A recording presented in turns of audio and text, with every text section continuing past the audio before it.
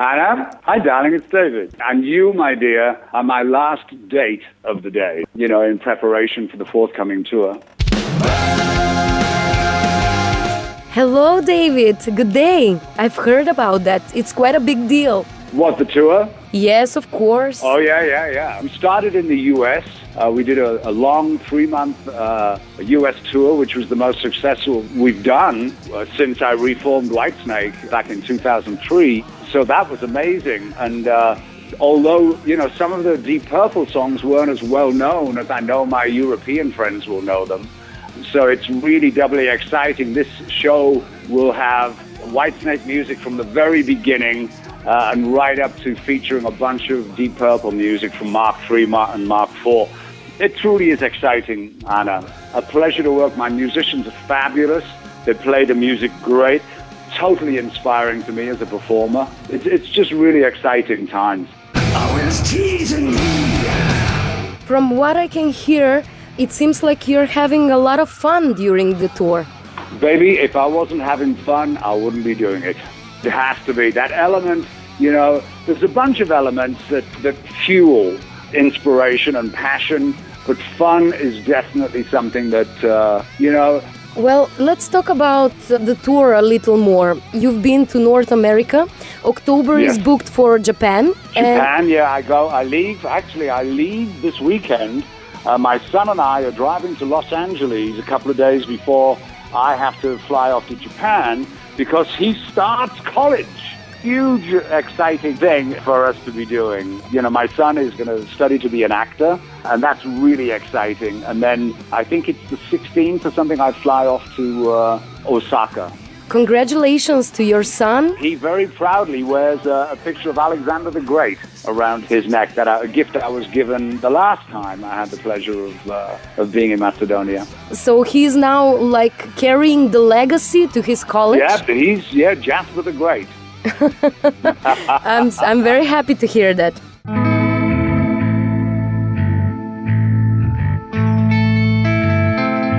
The Purple album, it contains some of the Deep Purple classics re-recorded years later from your band Whitesnake. Yeah. Why the Purple album now? Why re-record songs from your days as a member of Deep Purple? I understand. It's a really long answer that I will try to make short. In 2012, I got a message from John Lord, who, it had already been announced, John had been diagnosed with cancer. Yes. And a very aggressive cancer too. We spoke and he asked me, he was determined to beat it, and asked me on his recovery if I would do a Deep Purple reunion thing. And I said, absolutely, I will be there for you. And sadly, John passed away, as we know. One of the things that I felt it was necessary to do was to reach out to Ritchie Blackmore after a very negative, competitive time for many years. Ritchie and I got on really well during our time together in Deep Purple, and then became very competitive when it was Rainbow and Whitesnake, the early days. And we hadn't seen each other, and in fact, one time we did see each other, we ended up having a physical fight, which is bad for anybody, but terrible for musicians. But I had the powerful feeling to reach out to Ritchie to express my grief and to express my sorrow with him for the loss of such an incredible friend and colleague. And I'm very happy to say that Ritchie and I buried any negative energy and were just very positive, talking to each other. In fact, he was incredibly complimentary to me for being so successful without relying on the Purple connection. And that was huge for me because Ritchie is definitely one of my heroes and definitely an amazing teacher for me. Once we were, communicating very comfortably, he asked me to speak to his manager, Carol. And Carol asked me if I would be interested in doing a Purple-related project with Ritchie. So I suggested, okay, if we do this, why not Keith Emerson as a keyboard player? She asked me, Ritchie said, would you prefer to use Roger or Glenn? I said, of course, Glenn Hughes, he's my soul brother. So and during this time, I was digging out the music from Burn and Stormbringer because I knew Ritchie wouldn't want to do anything from Come Taste the Band. And I was relearning, reconnecting with this music, and I was already starting to rearrange stuff and hoping that Richie would be open to put a fresh coat of paint on the House of Purple. But the more Carol discussed business ideas and stuff with me, the more I realized that it wasn't something that I wanted to continue doing. So I very respectfully withdrew from any further conversations. And then I was having dinner with my wife, and I said, it's so disappointing that I've done all of this work and it's not going to see the light of day. And it was my wife who said, well, why don't you make it as a Whitesnake project? And I went, oh my God. So I gave it some thought, and I thought, well, wow, at this time in my life, how appropriate would it be for me to go out and finish as I started, you know? And the Purple management have never, ever put out a best of Mark III and Mark IV, so I went, fuck it, let's do it. And my musicians were all positive, the record company was positive, and the album's been incredibly successful. So, you know, it was a good move. However, I don't think it's my last record, Anna. Well, I hope it's not your last record, and we're all very happy that you have the wisdom of your wife next to you. Yes. Well, that's one of, you know, we're celebrating 25 years together this year, so, you know, I think she's extraordinarily good for me. Hopefully I'm as good for her. But yeah, so it's an amazing opportunity. The songs don't feel old when we perform them. Yesterday, I was listening to some of the live recordings from the US tour. Anna, they're fucking amazing. This band is great.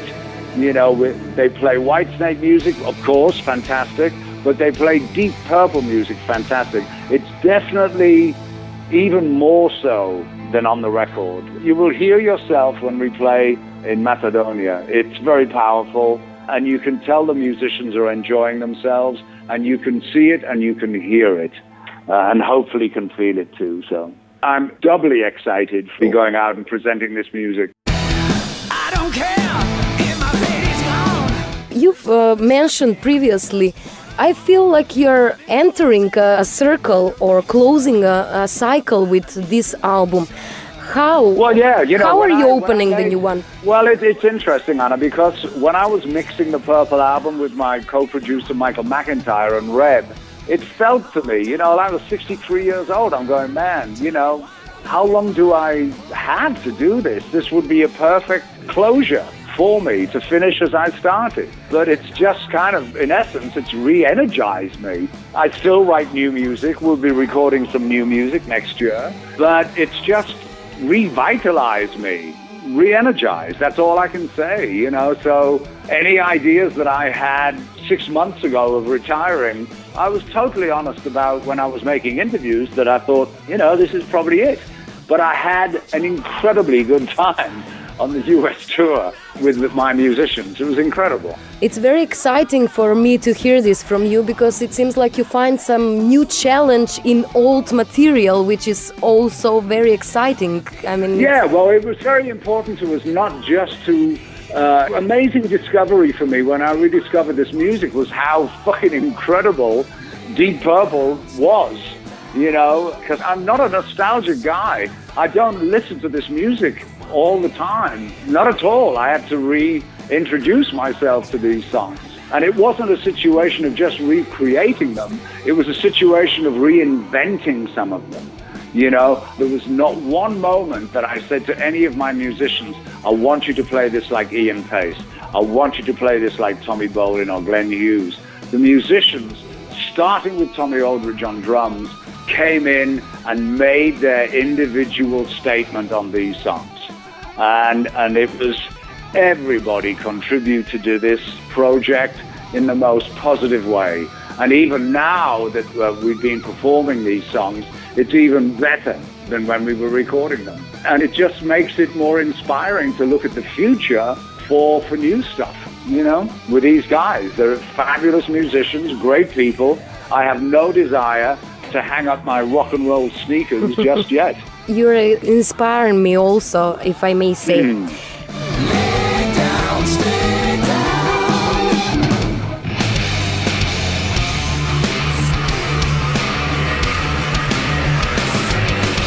At the California Jam Festival, Yes. you went on stage with $1 million check that Warner Brothers gave you in your pocket. Correct. In my ass pocket of my jeans, because it was the safest place in the area. Can you please tell me that story? I mean, why? Well, the accountant had just received this check for $1 million, and I think partly it was just we were all having fun. And they said, the management said, here, put this in your pocket, because I was in camera view all the time, so nobody could steal it. It was just bullshit, you know. Also, there was a woman backstage called Linda Lovelace, who some people know from pornography, from a movie called Deep Throat. She was trying to meet the members of Deep Purple, but nobody had heard of the movie yet. I bet you were sorry you didn't invite her later. It's funny because when we flew off in a beautiful private jet called the Starship, Warner Brothers had sent us a bunch of movies to watch on the plane. And somebody went, oh, Deep Throat. Hey, hang on, wasn't that girl so-and-so, so-and-so? So that video was put on, and everybody wanted the pilot to turn around and go back to the California Jam. Very funny. Mr. Coverdale, under what circumstances would you cut your hair? Well, actually, I did cut it in 97. My son, I don't know whether you have children, but children have a potential of grabbing things and just trying to eat them, whether it's dirt or plants or toys. And my son was just grabbing my hair all the time, you know, when I was holding him when he was a baby. And I was going, oh, fuck this. It just felt like time to cut it. And of course, it was absolutely fine for me privately. But when I performed in 97, it really sucked that I didn't have my lion's mane. Yeah, so I'm enjoying it. My wife's enjoying it. She's not too sure about my sideburns because I'm doing this little tribute to the 70s with my facial hair on the side. But yeah, my hair's longer now than it's been for a long time, and I'm enjoying it a lot. So I have, at this moment in time, no plans of cutting it. You've mentioned your wife, your third wife, Cindy, for the second time during this interview, so I have to ask. She must be marvelous to be able to keep a rock star status yourself for more than 25 years. She's my absolute best friend, the mother of my amazing son. And Jasper was born when I was 45. I never thought for any moment that I would have any more children. I have a stunning daughter, and now I have 2 granddaughters, so I'm a walking grandfather. But Jasper has helped keep me young, and it's the most precious thing in the world. My most difficult journey is leaving them, and my favorite journey is returning to them. You know? And they, of course, joined me on the road. I thought my son would have joined me more on this summer trip, because once he starts college, I think he's going to be more limited in time so he can fly around and travel with me around the world. But I have every confidence he's going to be a superstar. If you want to see my wife, you know, we're very private about our lives, but she is my featured guest in a video we made a few years ago called Love Will Set You Free. So, you know, she's in that video. And she's also, I think, on the cover of my Into the Light album as my angel, which, of course, she is. I'm sure of. For more than 25 years, she must be. Amazing, yeah. You know, it's not so much work, but we're both aware that how precious it is, so we make sure we keep it fresh. It's like taking care of a beautiful garden. You know, if you ignore it or leave it too long, then weeds can grow. It's an amazing time. I'm blessed in every avenue of my life, Anna. I hope that our listeners that will hear this interview will take some of your actions and put them in their everyday life so they have what you have now. Yeah, well, it's nothing to do really with wealth or success or whatever. It's a mindset. It's, you know, I can see around the world the difficulties and the struggles that so many people have, but if you allow it to submerge you, you know, you'll drown in negative stuff. Anybody just has to watch one program of the news to see how troubled our beautiful world is. But the circumstance is it shouldn't close you off to inspiration and expression and love. You know, those are things that we can always rely on to help keep us from drowning. You are a holder of US and UK dual citizenship, right? Correct, yes. So, I must ask, the States or England? I think my penis is British. How come? Is he posh? Well, whenever I hear the national anthem, he stands up and salutes. I don't know. It depends where I'm doing interviews. If I'm being interviewed in England, of course, the best part of me is British. And if I'm doing interviews in America, the other part is American. But the most important thing to realize, I wanted to have a voice in politics. I'm very politically aware and motivated. I just don't use the stage or my music as a political vehicle. It's important for me not to do that for personal reasons, but I'm very, very involved politically and very aware. So I wanted to have a voice during the Bush-Cheney time rather than just sitting in an armchair and complaining. And then, so I did have a voice then to be able to vote and make a difference. It's absolutely important you guys vote rather than just sit and complain about the government. Change it. You have the power to do it. So now I have to ask this. The presidential elections 2016 in US. Well, you're asking me to discuss things publicly which I hold private and sacred. Okay. So it's pretty, when I give my music to President Obama, he could use it free. There's a clue. Thank you very much. One thing you can see. Hi, I'm David Coverdale from Whitesnake. Please come and see Whitesnake performing Whitesnake music and Deep Purple music in Macedonia. It's going to be unforgettable for all of us. See you soon, baby.